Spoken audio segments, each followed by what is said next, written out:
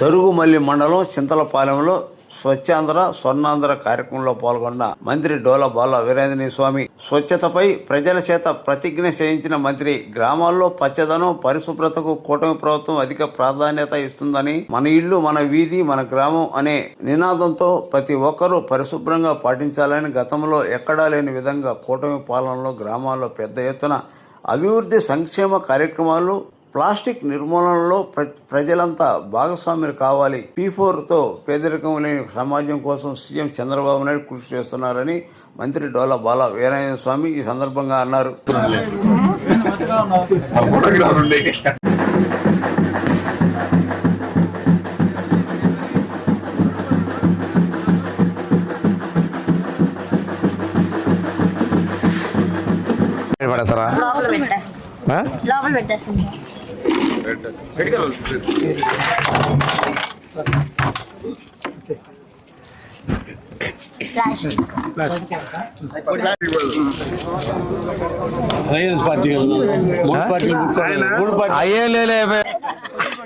పసురంగు పూసుకోవట్లా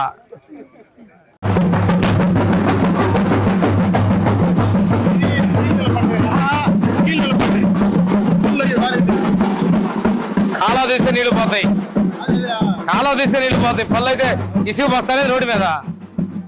వాళ్ళతో చేయించడం మొదలు పెట్టాక అందరూ ముందుకు వచ్చి సపోర్ట్ చేస్తున్నారు సార్. ఇప్పుడైతే అంతా రైతులందరూ ఎక్కువ దీనికి ఎక్కువ ఇంట్రెస్ట్. అంటే జనం తీసుకోవట్లేదా? జనములు కూడా ఈ PMD స్కిట్ లో దీనిలో ఉన్నావా? కాదు ఇది దానిలో ఏమున్నాయమ్మా? జనము, జీలుగా, నువ్వులు, అలసంద, ఉలవలు, దోస, బీర. కాదు జనము, జీలుగా, సజ్జ, జొన్న, రాగి, ఉలవలు, మినుములు, కంది, శనగ, గోరుచిక్కుడు, అలసంద, గోంగూర, బీర, పెసర, నువ్వులు అన్నిటినీ కలిపి ఎరువుగిస్తున్నారు. గ్రీన్ మాన్యూర్ ఇచ్చి మన దుక్కు తినేసుకోవడానికి. అంటే పాత రోజుల్లో పెళ్లి మెసేజ్ తీసేసారు, ఆ తర్వాత జనువులోకి వచ్చాం, ఆ తర్వాత జీలువలోకి వచ్చేసాం. ఇప్పుడు ఏంటంటే డిపార్ట్మెంట్ పరిశోధన చేసి వీటిస్తుంది. బయట 1600 రూపాయలు ఉంటే ఇప్పుడు 10 కేజీలు 800 రూపాయలకి మన దగ్గరే కలెక్ట్ చేసుకొని ఇస్తున్నారు. ఇది మోటివేట్ అయ్యి రైతులు వాడుకోవాల్సినటువంటి పరిస్థితి. జీవామృతం, ZBNF ఎక్కడ ఎంతమంది చేస్తారు? ఊర్లో ఇద్దరు రైతులు. మనం ఈ ఊర్లో ZBNF చేసే రైతు ఎవరు ఉన్నారా? ఏ డబ్బాయి?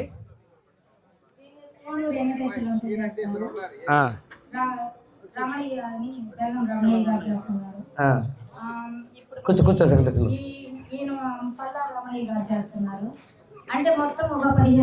అంటే నువ్వు 15 మంది వాడుతున్నట్టు ఊర్లో చాలా మంది తెలియదు.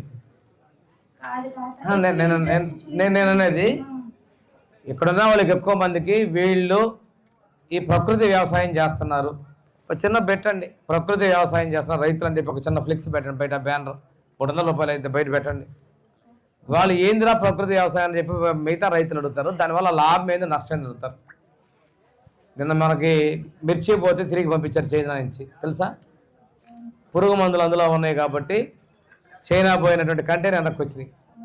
అలాంటివి లేకుండా పాత రోజుల్లో ఉన్నటువంటి ప్రకృతి వ్యవసాయం ద్వారా పేడ, ఇది తర్వాత మన జీవామృతం ద్వారా పురుగు మందుల కింద అవి చేసుకోవడం ద్వారా లాభసాటి వస్తుంది, దిగుబడి పెరుగుతుంది. కెమికల్స్ లేని వ్యవసాయం చేస్తున్నాం అనేది మనం ప్రొడక్షన్ చేసుకోవాలి.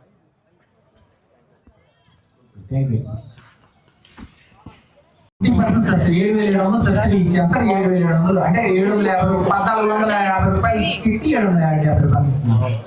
రెండోది PMDS కిట్ ఎవరు రైతు పోవాలి. కమిటీ గారు, పంచాయతీ సెక్రటరీ గారు తీసుకోవాలి. ఈసారి వచ్చేటప్పటికి మళ్ళీ మనము ఎక్కడ కూడా ఏ విధమైనటువంటి లోటుపాట్లు లేకుండా సక్రమంగా సరిదిద్దుకొని 25 దాదాపుగా 240 క్వింటాలు 240 కేజీలు వచ్చింది.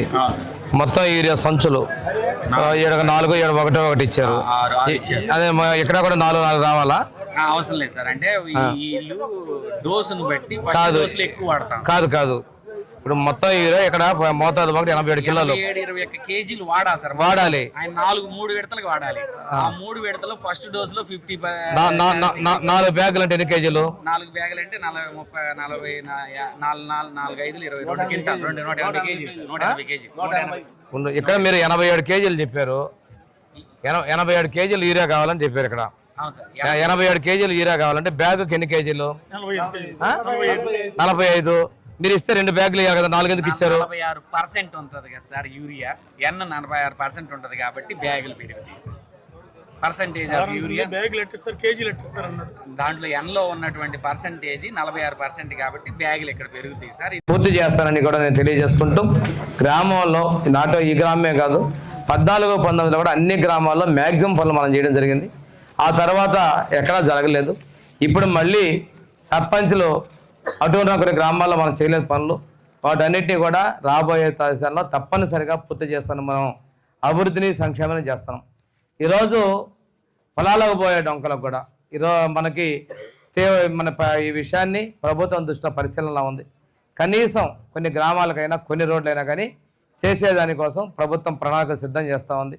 అదేందుకంటే నాకు ఇంతకుముందు ఎప్పుడు అడగల, 12 ఏళ్ళ 17 ఏళ్ళలో ఫస్ట్ టైం ప్రతి గ్రామంలో పొలాలు డొంకడుతున్నారు. ఇది ముఖ్యమంత్రి గారి దృష్టికి అందరూ తీసుకెళ్ళడం జరిగింది. దీని మీద ఉప ముఖ్యమంత్రి గారు, పంచాయతీరాజ్ శాఖ మంత్రి గారు కసరత్తు చేస్తూ ఉన్నారు. ఏది ఏమైనప్పటికీ కూడా మనకు ఆశాజనకంగా ఈ సంవత్సరంలో పొలాలకు పోయే డొంకలకు కూడా మనకు నిధులు వచ్చేటువంటి పరిస్థితులు ఉన్నాయి. తప్పనిసరిగా అన్ని ప్రజలకి అన్నిటినీ మనం చేసేదానికి ప్రభుత్వం సానుకూలంగా సిద్ధంగా ఉందని తెలియజేసుకుంటూ, ఈరోజు నేను ఒకటే ఎగ్జాంపుల్, ప్రభుత్వాలు కంటిన్యూస్గా ఉండాల్సిన అవసరం ఉంది. ఆ రోజు చేసిపోయిన అభివృద్ధి మళ్ళీ ఆగిపోయింది. ఈరోజు అందరూ వచ్చి కాలువలు కట్టండి, మిగిలిపోయింది పూర్తి చేయండి అని అడుగుతున్నారు. అదే రోజున ఆ రోజు గవర్నమెంట్ వస్తే, అంటే మీరు అందరూ కోరుకున్నారు, నన్ను గెలిపించారు. రాష్ట్రంలో మన గెలవలేదు కాబట్టి ఆ లోపం కనపడింది. తప్పనిసరిగా కంటిన్యూస్ గవర్నమెంట్గా మనం కృషి చేసినట్టయితే ఈరోజు అమరావతి కావచ్చు, పోలవరం కావచ్చు, రైతులకు వచ్చే కావచ్చు, పెట్టుబడి వచ్చే సంస్థలు కావచ్చు, ఇవన్నీ చేసి రాష్ట్రంలో ఈ సమస్యల పరిష్కారం కావాలంటే తప్పనిసరిగా కంటిన్యూస్గా తెలుగుదేశం, జనసేన, బీజేపీల ఎన్డీఏ ప్రభుత్వం గెలిపించుకోవాల్సిన అవసరం మనకు ఉందని కూడా తెలియజేసుకుంటూ, ఈరోజు రేపు పొద్దున యోగాంధ్ర ఉంది. తప్పనిసరిగా అందరూ కూడా యోగాలో పార్టిసిపేట్ చేయండి. మన వాళ్ళు పెద్దవాళ్ళు అందరూ కూడా పాత రోజులపై ఇప్పుడు మళ్ళీ యోగాకి, ఆయుర్వేదాలు, ప్రకృతి మారిపోతున్నాం. కానీ ఇది రెగ్యులర్ హ్యాబిట్గా చేసుకొని యోగాని కూడా మనందరం కూడా ప్రాక్టీస్ చేసుకునే అవసరం మన జీవితంలో భాగస్వామ్యం చేసుకోవడానికి. ఈరోజు రామ్దేవ్ బాబా తోటి ముఖ్యమంత్రి గారు యోగా చేశారు ఉండవల్లిలో. రేపు రామ్దేవ్ బాబా తోటి ముఖ్యమంత్రి గారు, మన ఉప ముఖ్యమంత్రి గారు, లోకేష్ గారు అందరూ కూడా ఆ ప్రాజెక్ట్ చేయబోతా ఉన్నారు. ఇది కూడా మన జీవితంలో భాగస్వామిని మీ సాకారం చేసుకోవాల్సిన అవసరం ఉందని తెలియజేసుకుంటూ, ఈ ప్రభుత్వానికి మీ మన పూర్తి సహాయ సహకారం ఉండాలి అని తెలియజేసుకుంటూ నేను సెలవు తీసుకుంటానండి. Thank you very much. ఇల్లు కూడా ఇస్తాను. ఉప ముఖ్యమంత్రి పవన్ కళ్యాణ్ గారి యొక్క చిత్తశుద్ధి నిదర్శనం తెలియజేసుకుంటూ, ఈ రోజున విద్యాశాఖలో టీచర్ల పోస్టులు తీస్తే 9 నెలల తర్వాత వేస్తాడు. ముందేమో అవినీతి అన్నాడు, తర్వాత ఏమో రిజర్వేషన్ మోస్తున్నాడు, ఆ తర్వాత ఏమో దివ్యాంగులు మోస్తున్నాడు, చివరికి తీసుకొచ్చి కులాన్ని తీసుకొచ్చి కమ్మాలకే ఇచ్చారని మాట్లాడాడు. అక్కడ తీసుకున్న వాళ్ళలో ప్రధానంగా కాపూర్ రెడ్డి ఆ కులాల తర్వాతనే కమ్మ ఉంది. మెరిట్ ప్రకారం ఇచ్చాను తప్పితే మాకు ఎలాంటిది మా ప్రభుత్వంలో చేయలేదని కూడా చెప్తున్నా. 2 ఏళ్ళు పరిపాలన చేసిన తర్వాత ప్రజలు నిన్ను ఓడగొడితే దాన్ని వెన్నుపోటని చెప్పి పెట్టడం సిగ్గు లేదని అడుగుతా ఉన్నా. ఇంకోటి మా స్కీమ్ మేము ఇచ్చిన దానిలో అన్నా క్యాంటీన్లు ఆ రోజు మూతేస్తే ఈరోజు తిరిగి తెరిచాం. నియోజకవర్గానికి ఒకటి ఇస్తా ఉంటే అది మన నియోజకవర్గంలో కొద్ది పెద్ద గ్రామం కాబట్టి సింగరాయకొండలో కూడా అన్నా క్యాంటీన్ మనం ఏర్పాటు చేసుకోవడం జరిగింది. 5 రూపాయలకి ఆ రోజు భోజనం కూడా చెప్తా ఉన్నాం. ఇంకా యువగలం పేరుతో ఉద్యోగాలు, చాలా ఉద్యోగాలు మనం టీచర్ల 16,000 ఇచ్చాం, కానిస్టేబుల్ 6,000 ఇచ్చాం. అదేవిధంగా రేపు దివ్యాంగులకు ఒక 400 ఉద్యోగాలు కూడా భర్తీ చేయబోతా ఉన్నాం. ఇవన్నీ కూడా చేస్తూ స్త్రీ శక్తి ద్వారా ఉచిత బస్సు ప్రయాణాన్ని ఇచ్చాం. అది ఆ బస్సు ప్రయాణం ద్వారా మహిళలందరూ సద్వినియోగపరుచుకున్నారు. ఆ రోజు మనం జిల్లా అన్నాం, రాష్ట్రంలో ఎక్కడైనా కూడా ఉచితంగా మనం ఉచిత బస్సు ప్రయాణం మనం ఇస్తా ఉన్నాం. దీంతో పాటుగా మనం దివ్యాంగులకు కూడా ఉగాది నుంచి ఉచిత బస్సు ప్రయాణం మనం ఇవ్వడం కూడా జరిగింది. ఆటో డ్రైవర్ల సేవలని చెప్పి ఆటో డ్రైవర్లకు కూడా మనం డబ్బులు ఇవ్వడం జరిగింది, 15,000 రూపాయలు. ఇలాగా మనం ఇస్తూ చదువుకున్నటువంటి యువతకి ఇవ్వటం కోసం ఇక్కడ స్వర్ణగ్రామ కార్యాలయంలో మీరు రిజిస్టర్ చేసుకోండి. రిజిస్టర్ చేసుకుంటే మీకు నైపుణ్యాల శిక్షణ ఇస్తాం. అదేవిధంగా ఒక పరీక్ష పెట్టి కౌశలం అనే ద్వారా మీ పరీక్ష పెట్టి క్వాలిఫై అయితే 3 లక్షల మందికి ఎగ్జామ్ పెడితే దానిలో 2 లక్షల మంది క్వాలిఫై అయితే వాళ్ళందరికీ కూడా ఉద్యోగాలు ఇవ్వడం. ఇప్పటికీ కంటిన్యూస్గా డేటా తీసుకొని కంపెనీలకు ఉద్యోగాలు ఇస్తున్నాయి. నిన్న కూడా నేను విశాఖపట్నం పోతే అక్కడ ఉన్నటువంటి కంపెనీలు చెప్తున్నారు, మీ డేటా ద్వారా మేము ఉద్యోగాలు తీసుకుంటున్నామండి అని చెప్తున్నారు.